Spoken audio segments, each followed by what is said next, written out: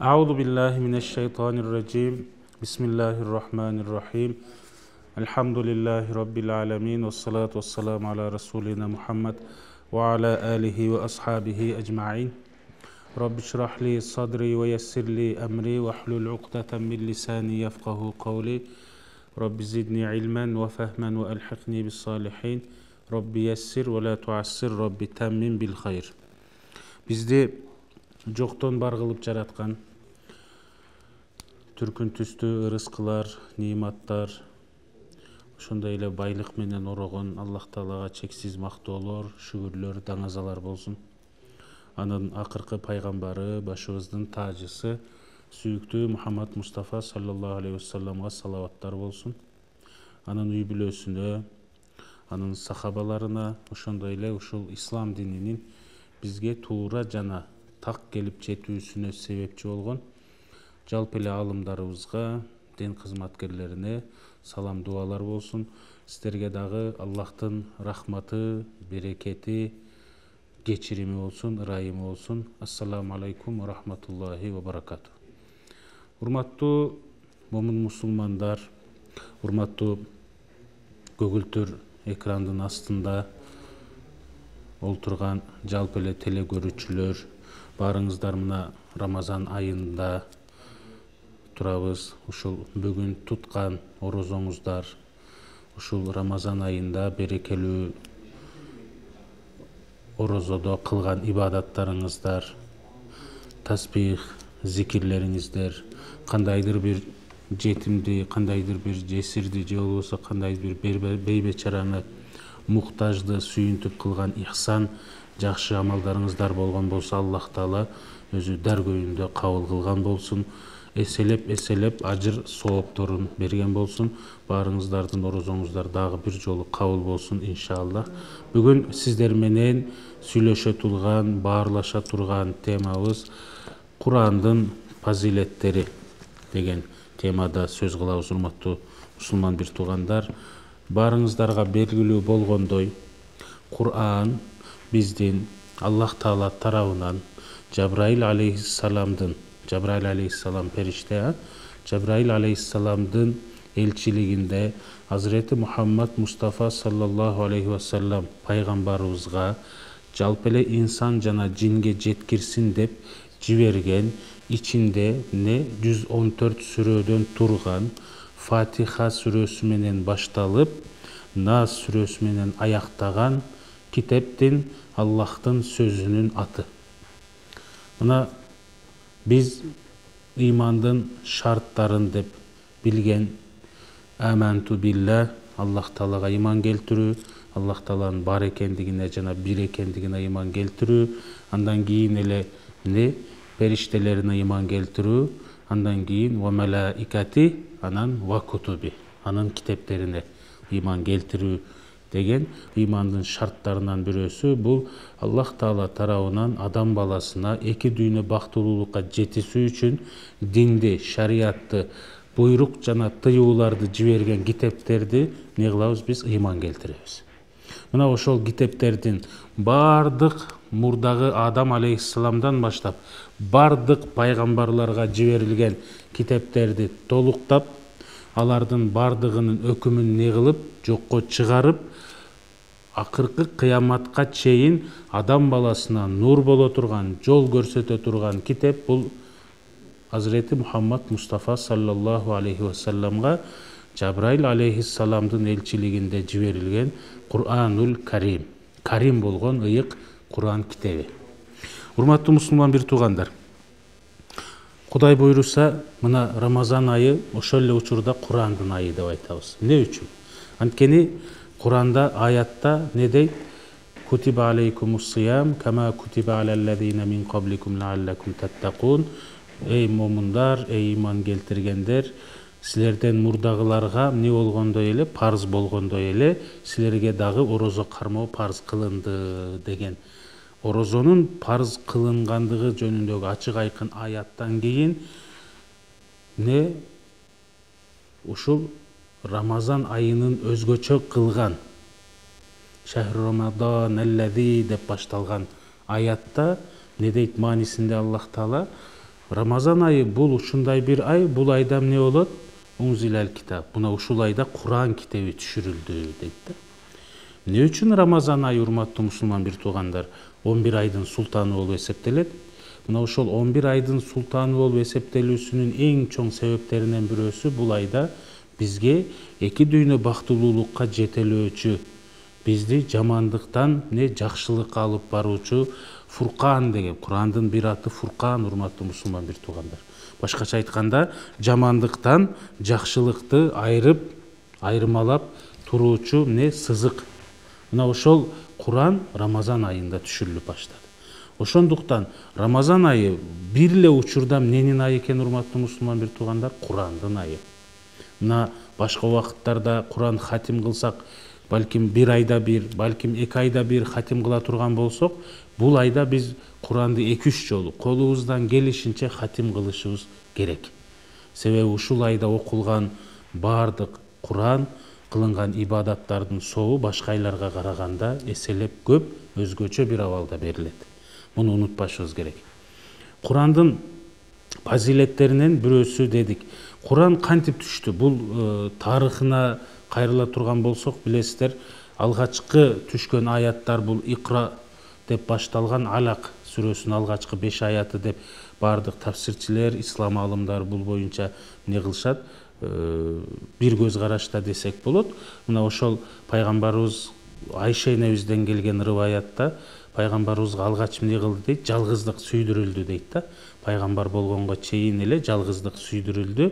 Мына андан кийин пайгамбарыбыз ошол Айша энебиздин рываятына таяна турган болсок, Хадича энебизден пайгамбарыбыздын алгачкы жубайы ошол Хадича энебизден радиаллаху анха эмнени алып, пайгамбарыбыз Мухаммад Мустафа саллаллаху алейхи вассалам Айша энебизден азыктарын камдатып алып Хира үңкүрүнө барып, мына ошол жерде эмне кылчу, фикир жүргүзүп, өзү менен өзү алектенип, ойлонуп, ибадат менен алек болчу да. Мына ошол күндөрдөн бирөөсүндө эмне кылды дейт? Пайгамбарыбызга Жабраил алейхиссалам келип, эки далысынан кармап туруп силкип, Икра, оку деди. Пайгамбарыбыз мен окушту билбейм дегенде кайра дагы силкти. Пайгамбарыбыздын өзүнүн Айша энебизге баянdoосунда мени дейт ушундай алым калбай калганчалык, күчүм калбай калганчалык силкти дейт да. Анан оку деди дейт. Мен окушту билбейм деп корктум. Экинчи жолу дагы оку деп деди. Мен дагы корктум. Дагы ошол алым калбай калганчалык, күчүм жетпей калганчалык эмне кылды дейт? Силкти. Үчүнчү жолу силккенден кийин эмне деди дейт? Оку, Икра бисми раббикаллази халак. Ошол сени жараткан Раббиңдин, Аллахтын аты менен оку деген аят. Ошол ал сени эмне кичинекей уюган кандан же болбосо суудан, суюктуктан жаратты деген аяттар түшкөндүгү менен белгилүү. Мына ошентип алгачкы аят, андан кийин көптөгөн тафсирчилердин көз карашында Муддассир сүрөсү түштү. Алак сүрөсүнүн алгачкы вахийдин, алгачкы Куран аяттарын келип башташканы менен экинчи вахийдин келишинин ортосундагы убакыт боюнча алымдар ар кандай көз карашта десек болот. Кээ биркилер ушул 1 ай деген болсо 3 жылга чейин узаткандар бар, бирок 3 жыл деген дагы өтө так маалымат эмес десек болот. Мына ошентип 23 жылдын ичинде Куран пайгамбарыбыз аркылуу эмне вахий болуп адам баласына түшүрүлдү. Эми негизгиси ушуну унутпайлы, урматтуу мусулман бир туугандар. Курандын ичинде эң негизгиси, Куран бул жанадагы баяндын башында айтканымдай өзүнөн мурдагы бардык Кудай тарабынан жиберилген китептерди толуктап, кемчилигин, алардагы бардык өкүмдөрдү жокко чыгарып, жаңылап келген бир китеп. Мына ошондуктан бул китеп теңдешсиз, алмашкыс, анан эч кандай окшошсуз бир китеп. Башка буга окшогон башка бир китеп жок. Аллах Таала Куранда өзүнүн ошол ыйык китебинде Куранды Куран менен ачыктайбыз да. Биз себеби эң негизги маалыматтар, мусулман адам баласына керектүү негизги өкүмдөр, буйруктар, тыюулардын бардыгы ушул Куран аркылуу пайгамбарыбызга келди. Пайгамбарыбыз ошол алган вахийни, Куранды эмне кылды алгач өзү жаттады, андан кийин сахабаларына жаздырды, жаттагандар жаттап 23 жылдын ичинде пайгамбарлыктын доорунда ошол пайгамбарыбызга түшүп, андан кийин не болду? Hazreti Osman radıyallahu anh'unun халифалык доорунда бул китеп абалында топтолду десек болот. Курандын фазилеттерине токтоло турган болсок, урматтуу мусулман бир туугандар. Алгачкы эле фазилеттеринен бирөөсү мына ушул. Куранда Аллах Таала өзүнүн ыйык kitabında ya eyyuhannasu qad ja'akum burhanun min rabbikum wa anzalna ilaykum nuran mubina. Ey adamlar, sizlerge egeňerden dalil geldi. Sizlerge egeňerden dalil geldi. Biz sizlerge aykın nur düşürdük deydi. Buna dalil degen sözdün özüle köptögön maniге Arap tilindegi. Bul jerdegi açık aykın sizlerge dalilder geldi. Ne üçün? Eki düýnü baktılуулukka жетүүңөр üçün. Çınında bul ne de otat? Nur de otat da. Kurandın dagı bir atı, urmattуу musulman bir tuğandar, nur. Kurandın jana aytkанындай bir atı Furkan. Kur'an adam balasının ошол жакшылык менен жамандыкты, ак менен караны, адал менен арамды айырмалап билүүсүндөгү эң негизги ролду ойнойт. Пайгамбарлар ошол Куранды, же болбосо Азирет Мухаммад Мустафа саллаллаху алейхи ва саллям ошол Куранды бизге практика жүзүндө жашообузга сиңирүү үчүн ошону ачыктап, баяндап, түшүндүрүп берүү үчүн жиберилген бир элчи. Ошон үчүн Курандын эң негизги өзгөчөлүктөрүнөн, фазилеттеринен бирөөсү бул некен? Урматтуу мусулман бир туугандар, бизди эки дүйнө бактылуулукка жеткирүү үчүн негизги багытты көрсөткөн бир китеп. Андан сырткары буну айта берсек Куран жөнүндө сөз көп. Себеби бунун универсалдуулугу өзүнчө бир фазилет.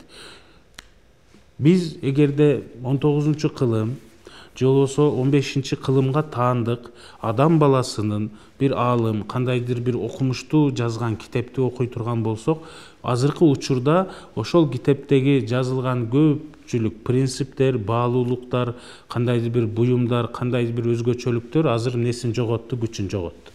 Себеби убакыт өтүп, ал кезде өтө актуалдуу болгон, өтө баалуу деп эсептелген бардык принциптер балким жокко чыкты да. Бирок Курандын универсалдуулугу кыяматка чейин ушул жер жүзү айланып турган убакытта Курандын өзүнүн актуалдуулугун, өзүнүн баалуулугун, универсалдуулугун жоготпойт. Бул фазилеттеринен бирөөсү.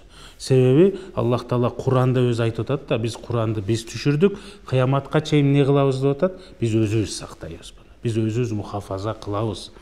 Мына ошол аят, ошол сөз берүүнүн аркасында эмне жатат?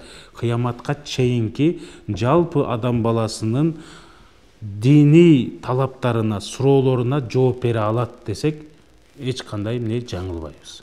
Ошондуктан Куран универсалдуу китеп, бул өзгөчөлүктөрүнөн бирөөсү. Ал эми Курандын ичине үңүлө турган болсок, аяттарынын тизилишине, сөздөрүнүн тизмегине, грамматикалык жагына эгерде үңүлүп карай турган болсок, Куран арабтарда ошол малдагы Маккада же болбосо ошол малдагы араб дүйнөсүндө адабият деген тармак аябай өнүгүп, шаирлер, башкача айтканда акындар, төкмөлөр, жазуучулардын өнүгүп өскөн доорунда түшкөн бир китеп. Пайгамбарыбыз дагы мына ошол доордо пайгамбар болуп келди. Негизи эле Аллах Таала кайсыл бир коомго бир пайгамбар жиберип, ошол пайгамбарга бир китеп жиберсе, же ошол пайгамбарга бир мужиза бергиси келсе, ошол доордогу коомдун ичинде эң белгилүү болгон нелердин, кесиптердин эң күчтүүсү кылып жиберет да. Себеби мисалы Азирети Исанын маалында, ошол Исанын коомунда тыббият же болбосо табибат же болбосо медицина тармагы аябай өнүккөн эле. Ошон үчүн Азирети Иса дагы өтө күчтүү эмне болду? Табып болуп. Аллах Таала ошондой өзгөчөлүк, ошондой мужиза менен камсыздады да. Ошондой эле пайгамбарыбызга дагы бул Куран жөн эле бир адам баласын бактылуулукка жеткирүү үчүн жиберилген жок. Курандын өзгөчөлүктөрүнөн кыяматка чейинки пайгамбарыбыздын, жалпы эле исламдын Аллах Таала тарабынан жиберилген мужизасы болуп эсептелүүсүнүн себеби бул ичиндеги сөздөр, тизмеги, грамматикалык, орфографиялык, эмне десеңиз деңиз, бардык жагынан 4 тарап төп келишкен китеп. Ушунчалык чеберчилик менен, өзгөчөлүк менен, хикмат менен жазылган десек, эмне болот? Жаңылбайбыз. Анткени ошол маалда жазылган маалдагы акындык, адабият аябай өнүккөн дедик. Ошол маалда дагы мен деген белгилүү акындар, арабтардын жазуучулары, акындары, ырчылары, шайырлери эмне кылды? Дудук болуп кала тургандай бир абалда калышты да. Себеби эмне дешти? Көпчүлүгү бул адам баласынын сөзү болушу мүмкүн эмес деди да. Себеби Аллах Таала Куранда не деди? Аятта кайра айтты да, кана эгерде колуңардан келсе, силер дагы биригип туруп не кылгыла? Бир сүрө жазгылачы. Эч ким аны кыла алган жок. Андан кийинки аятта кана инсандар жана жиндер биригип алып туруп, кана баарыңар бир аят, Куранга окшотуп бир аят жазгылачы, алып келгилечи. Эч ким аны кыла алган жок. Курандын мужизалыгы ушул жерде. Пайгамбарларга берилген мужизалар, мисалы Азирети Исанын нигылысы, адамдарды тирилтүүсү, же болбосо Азирети Муса алейхиссаламдын асасынын жыланга айланып кетүүсү, бул хисси мужиза деп айтылат. Хисси мужиза деген адам баласы 5 туюм органы менен, же болбосо ошо сезимдери менен көрө алган, сезе алган нерселер. Ошол Азирети Мусанын доорунда, ошол Азирети Мусанын Кызыл деңизди экиге бөлгөндүгү ошол жерде көргөн адамдар үчүн гана мужиза.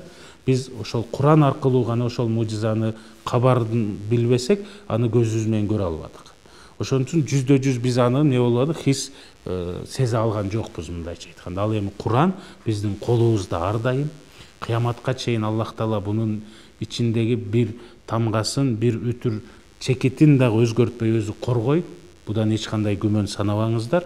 Кыяматка чейин Курандын ичиндеги бир аракеси, же болбосо бир тамгасы, бир чекити дагы өзгөрбөйт. Ошол боюнча мужизалыгын сактап, бизде эмне кылат? Мусулмандар үчүн, жалпы эле адам баласы жана жиндер үчүн эки дүйнө бактылуулукка алып баруучу китеп болуп кала берет десек, жаңылышпайбыз. Демек, урматтуу мусулман бир туугандар, экинчи бир фазилеттери, өзгөчөлүгү эмне дедик? Мужизалык Курандын.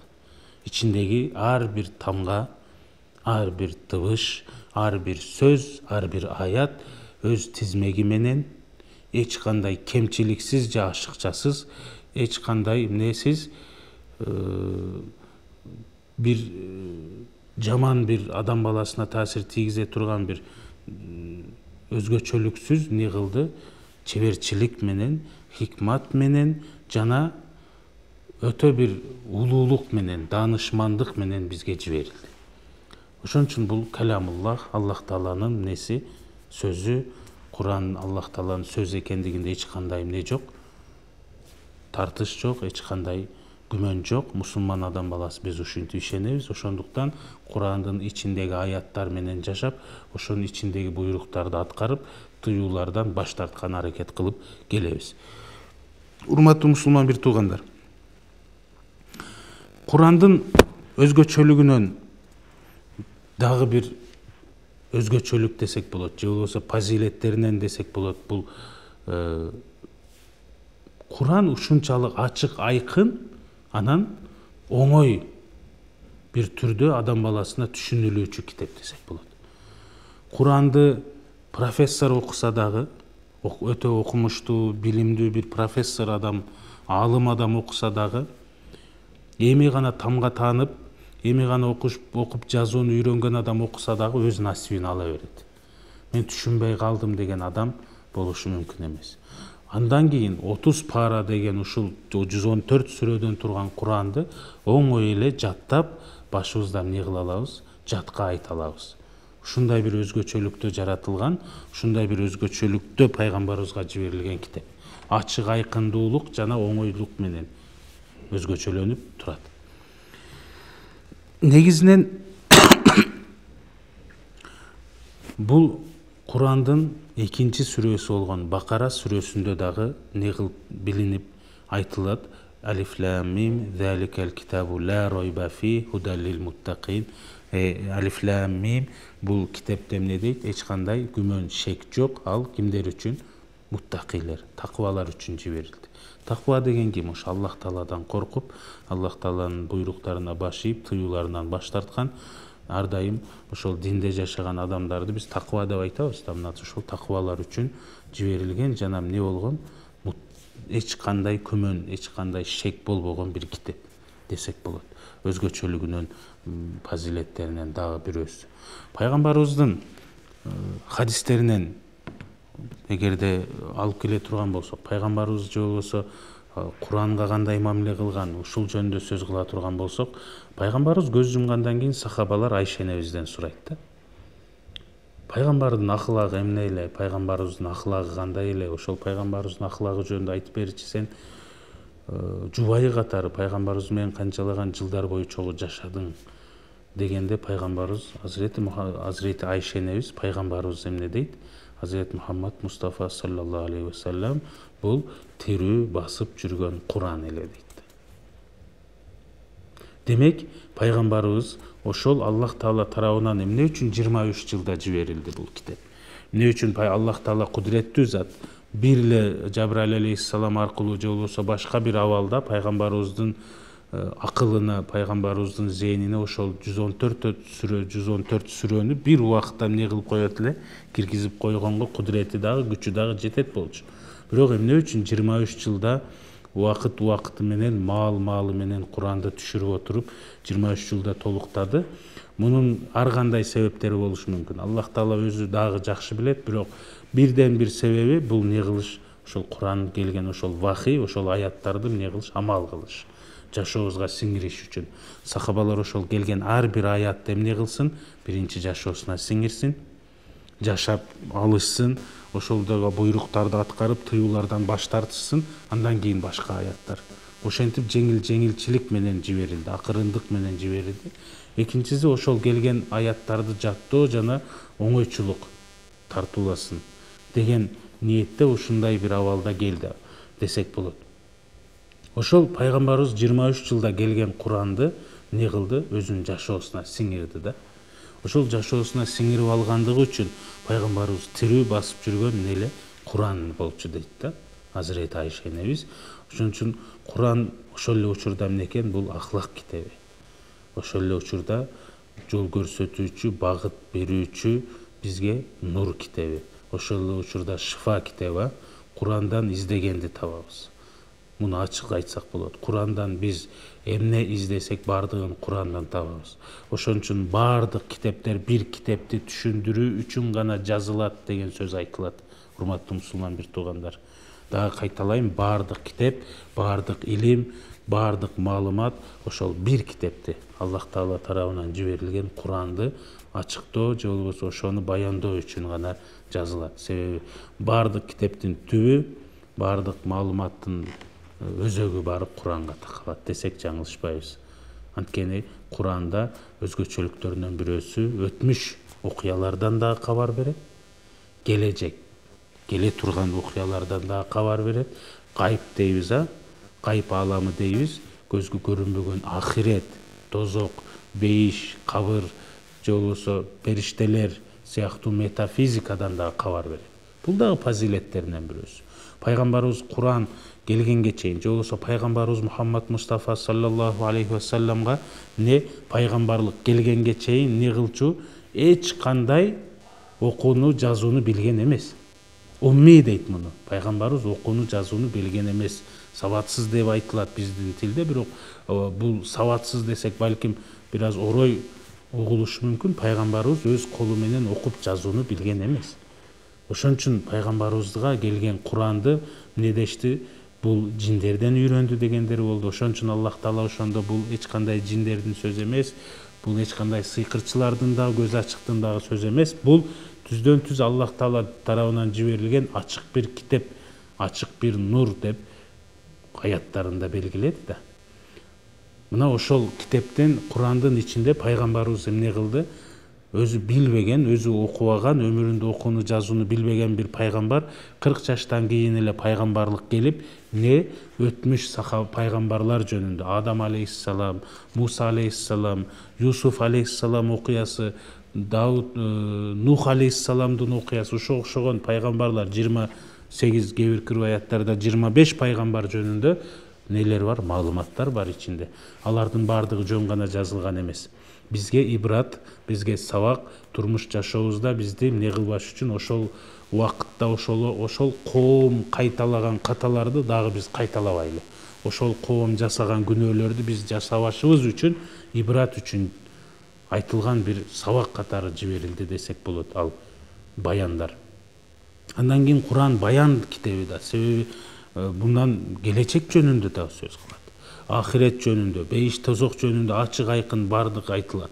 Демек биздин ислам дининин принциптери, ислам дининин шарияты, ислам дининдеги итикади дейбиз, ишеним багыты, ибадат дейбиз, бардык фыкых дейбиз, ислам укугу, андан сырткары ошол ахлагыбыз, ахлак багыты, жүрүм турум, этика деген бардык багыт ушул илим, ушул илимдер топтомунун бардыгы Курандан чыккан десек эмне болбойбуз? Жаңылышпайбыз. Себеби бардыгы ошол Курандын ичиндеги маалыматтарды, Курандын ичиндеги бизге багыт берүүчү ошол өзгөчөлүктөрдү, билимди дагы терең, дагы ачык айкын түшүнүп билишибиз үчүн өзүнчө тармак болуп, өзүнчө илим болуп эмне болду? Күнүбүзгө чейин калыптанып келди десек болот. Тафсир илми, акыйда илми ишеним. Аллах Тааланын бар жана бир экендиги Куран өзү айтып атат. Ихлас сүрөсүндө, андан башка көптөгөн аяттарда Аллах Тааланын ысымдары, сыпаттары, өзгөчөлүктөрү эмне кылып атат? Баяндалып атат бизге. Аны пайгамбардын Азирет Мухаммад саллаллаху алейхи вассаламдын бизге алып келүүсү дагы бир береке десек болот, бир өзгөчөлүк десек болот.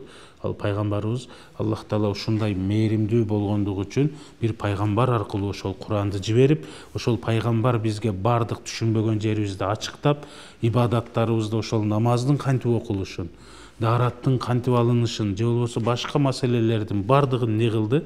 Өз үйрөтүп, өзү кылуу аркылуу, ошо өзү жасоо аркылуу үйрөтүп кетти десек болот. Демек Аллах Таала мээримдүү, ырайымдуу зат, бизге эч кандай жамандык каалабайт. Биз эмне кылышыбыз керек? Демек болгону ыйман келтирип, ошол нерселерден баш тартып, нафсибизди башкара билүүбүз шарт. Урматтуу мусулман бир туугандар. Демек негизги маселелер азыркы Орозонун айында турабыз, Курандын айы дедик. Ушул айда Курандын ичинен колубуздан келишинче окуп түшүнүп калган аракет кылалы. Эгерде майда сүрөлөр, эгерде сиз арабча билбесеңиз, Куранды окуганды эми үйрөнүп жаткан болсоңуз, анда колуңуздан келишинче жүзүнөн Куранды эмне кылып карап окуганды үйрөнүңүз жок дегенде. Ар бир тамгасы өзүнчө сооп жазылат деп айтылат. Демек сооп эмне кылалы? Бул ай мүмкүнчүлүктүн айы. Ушул айда жасаган нафила ибадатыңыздын сообу эмне болот? Сүннөттүн сообундай жазылат. Сүннөт ибадаттардын сообу эмне болот дейт? Фарз ибадатындай болуп сооп жазылат дейт да. Демек ушул айды мүмкүнчүлүктөрдү колдон чыгарбайлы. Булар Курандын айы, мына ушул айда эмне кылды? Куран түшүрүлдү. Кээ бирки риваяттарда керек болсо Куран ушул айда түшүп баштап, ушул айда түшүп бүткөн деген дагы алымдарыбыз бар. Демек бул ай Курандын айы. Колубуздан келишинче маанисин ошол ишеничтүү которулгон китептерден, которгон Куран котормолордон, Куран котормолорунан эмне кылалы? Жок дегенде маанисин, майда сүрөлөр бул эмне жөнүндө кетип атат? Аллах Таала бизге эмнени айтып атат? Ушуну үйрөнгөн аракет кылалы. Колдон чыгарбайлы. Эгерде пайгамбарыбыз хадисинде айтып атат да, кимде ким ишенип, сообун жалгыз гана Алладан күтүп, Рамазан айында ороза кармаса, ушул айды жалаң гана ибадат менен өткөрсө, ошол айга чейинки кылган бардык күнөөлөр кечирилет дейт да. Демек ушул айды тарабих менен, сүннөттөр менен, ибадаттар менен, ошол эле учурда эмне күндүз түн дебей Куран окуу менен өткөрөлү. Курандан өзүбүзгө пайдалуу, керектүү, колубуздан келишинче пайдаланып калалы, маалымат алып калалы. Эгерде сиз такыр окуганды билбей жатсаңыз, ушул бир айды колуңуздан келишинче эмне кылыңыз? Бир курска жазылыңыз, бир молдокелерден, устаздардан барып сабак алган аракет кылыңыз. Себеби ар бир тамгасына ушул айдын өзгөчөлүгү да бир сиз ушул айда окуган Курандын ар бир тамгасына сооп аласыз. Ушундай ниет кылып, Аллах Таалага ишенип туруп, ушундай ниет кылып туруп ошол ибадатты кылсаңыз, иншалла соо сөзсүз жазылат. Аллах Таала бизди, биздин ата-энелерибизди ошол кыямат күнүндө өзү кечирсин. Аллах Таала бизди, биздин келечек муунубузду Куран окуучулардан, Куранды жашоочулардан, жашоосуна сиңирүүчүлөрдөн кылсын иншалла. Ар бириңиздердин бүгүн туткан орозоңуздар кабыл болсун. Ар дайым жаражаңыздар бийик, ыйманыңыздар улук болсун, жолуңуздар ачык, маңдайыңыздар жарык болсун. Ассаламу алейкум ва рахматуллахи ва баракатух.